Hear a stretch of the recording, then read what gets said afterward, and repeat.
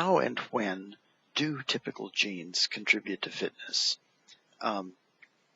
This question arose when it was realized in the late 20th century, in the 90s, that most genes in our genomes appear to be unnecessary. And this set off quite a crisis of faith. The problem emerged with the advent of gene and genetic engineering, gene knockout technologies, which were developed in that decade for a variety of experimental species, first bacteria, then yeast, flies, mice, nematode worms, and so on.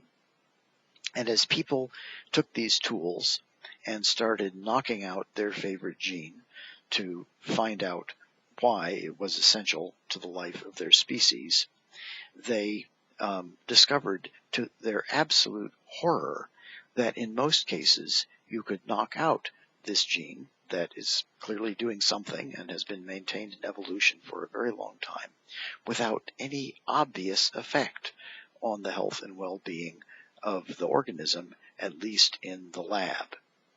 So what are they doing? They must be useful, given that they have been maintained against the force of ongoing mutation in nature. But what is it, and why isn't it more important?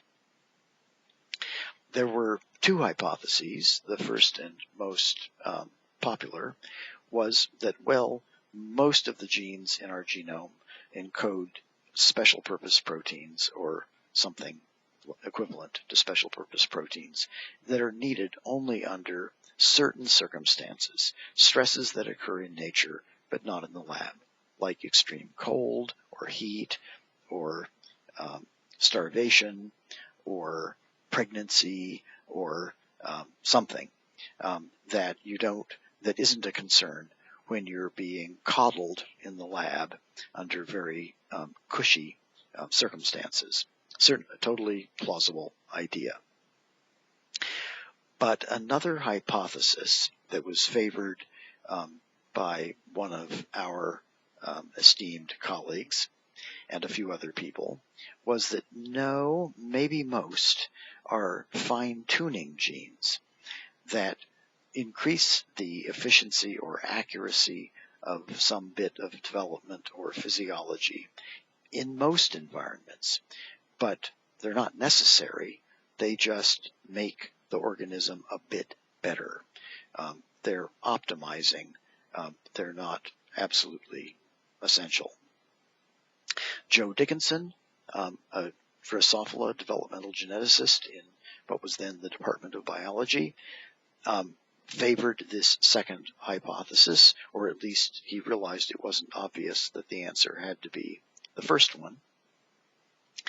And he came up with an experimental test that uses our simple basic model of natural selection to test whether the second explanation might be true. And the idea is to take some of these so-called no phenotype knockouts, that is to say, genes that when completely obliterated don't obviously make the organism sick or even unhappy, and compete them against genotypes that are identical, except that the gene knocked out in the experimental line isn't knocked out in the wild type control line, and let natural selection measure their relative fitnesses in the lab under cushy conditions. And what Joe did was talk Janet Shaw, a yeast cell biologist who was then in our department and just across the hall from him, which is how he thought of it, and talked Janet into it. And they talked John Thatcher, then an undergraduate, just like you, at about your age and so on, into helping them try to do this experiment. And the three of them did. And so here was their experimental procedure. They marked either the random no phenotype knockout, which had been made by jumping a transposon into the reading frame of some gene. They didn't know the identities of the genes because the yeast genome sequence hadn't quite been finished at the time they did this experiment. But they had ways of knowing that some gene was knocked out.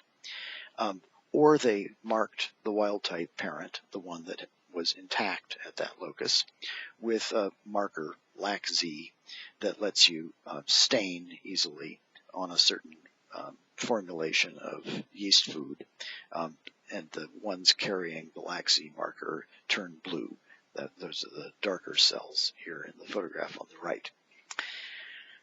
Okay, so you have a way of distinguishing the knockout strain from the parental strain.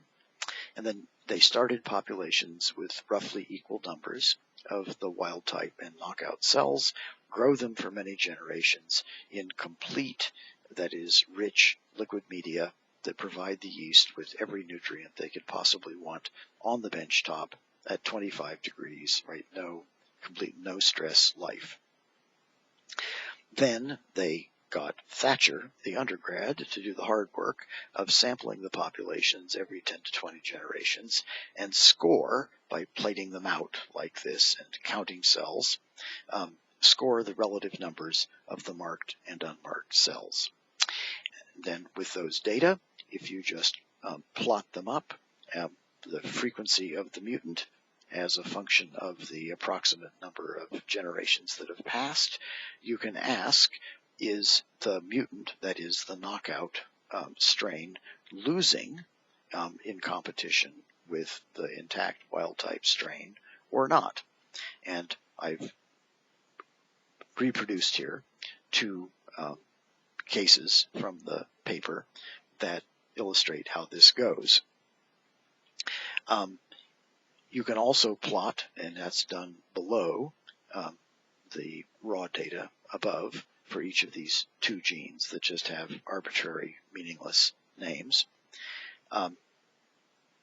You plot the log of the ratio of the gene frequencies, and it turns out that straightens the trajectories out and makes the points lie on a line, and the negative of the slope of that line ends up being exactly an estimate of S, the selection coefficient, against the knockout strain. And remember, S is the difference between the fitness of one genotype and another. So S is the fitness deficit of the knockout strain. So that's what they did, right? And so we get the selection coefficients from the slope of the log genotype ratio plots.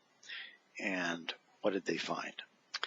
They did 27 of these no phenotype knockouts in the end. 19 of them, 70%, showed a statistically significant fitness defect judged by Darwinian fitness, estimated in this way, ranging from 0.3% of a deficit, that is an S of 0.003 against the knockout strain, to a maximum of 23% worse. That's an S of 0.23. And the ones you saw in the previous slide are two of those cases. The typical median selection coefficient was in the range of a 1 to 2% fitness hit for not having this seemingly unnecessary gene. And by the way, I should have said and emphasized that to a yeast geneticist, no phenotype means when I plate them out, they make perfectly normal looking colonies on standard yeast media, right? So genetically in the lab, the cells seem completely normal. 6, and all 27 of them were no phenotype in that sense. 6 of them, 22% of the total, were not statistically distinguishable from neutral, but 5 of the 6 did appear to be deleterious, and one of them appeared to be beneficial. And authors in their papers say they think a more sensitive experimental design where they used larger populations and allele frequency assays would probably show most of these to be significant, raising the fraction that are truly deleterious, so-called no phenotype knockouts, to the 85 to 90% range. Most interestingly, however, 2 of the 27 knockouts, 7% of the total, were significantly advantageous with negative selection coefficients of minus 0.005, that's 0.5% advantage, and slightly larger, minus 0.007 or 0.7% advantageous to have the gene blown away. And we will give you a quiz question, a thought question like, why on earth could that be true?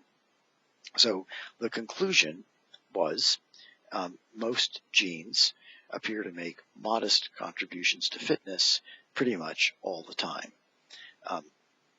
Its finding has been replicated in bacteria, as shown in this figure, which is also from Heron and Freeman, and so it does seem to support the fine-tuning hypothesis, not necessarily for all genes, of course.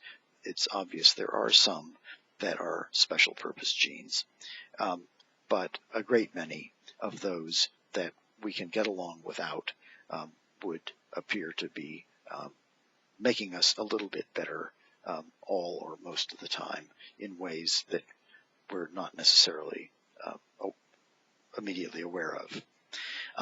What I love about this study is that these very small effects couldn't have been detected any other way except by using natural selection and its awesome power to see very small differences in performance in order to show that actually the knockouts were bad.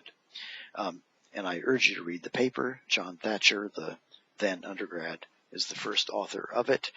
It's totally accessible. It's an easy read and very nicely done, and we've posted it on Canvas with these lectures. So if you have a few minutes, you might just want to take a look. All right, that's the end. See you soon.